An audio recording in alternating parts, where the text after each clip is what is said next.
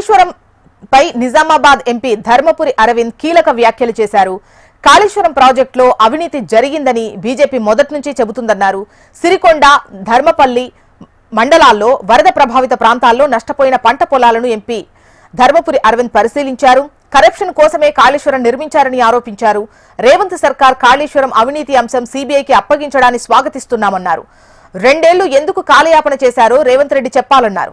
Kaleshwaram project కాంట్రాక్టర్లపై చర్యలు తీసుకోవాలని demand చేశారు. ఇవాళ సీబీఐకి అప్పజెప్పడం ఫైనలీ ఒక మంచి పరిణామం. కాళేశ్వరంలో ఏ రకంగా ఉందంటే మేడిగడ్డ, సుందిల్ల, ఇంకోటి మన అన్నారం, ఇవన్నీ ఫస్ట్ ప్లానింగ్ కాడికెళ్ళే కేవలం కరప్షన్ కోసమే ప్లాన్ చేసింది. కాళేశ్వరం ఈ 3 ప్రాజెక్టులు అయితే ఉన్నాయో, సుందిల్లో ఒకటి, అన్నారం ఒకటి, మేడిగడ్డ ఒకటి, ఇది ఫస్ట్ నీళ్లు నిండంగానే పరలు వాసినాయి, డ్యామేజ్లన్నీ బయటకు వచ్చినాయి. ఫస్ట్ టైమే అక్కడన్నా ఆపి మరమ్మతులు చేయాలన్నా అంటే మరమ్మతులు చేయలేదు. ఎలక్షన్లు వస్తున్నాయి, పని ఆపితే ఫస్ట్ ఎలక్షన్ల ప్రాబ్లము. 2018 ఎలక్షన్లు పైసా ఖర్చు వెళ్ళాలి, వాడు కాంట్రాక్టర్ ఇవ్వాలి.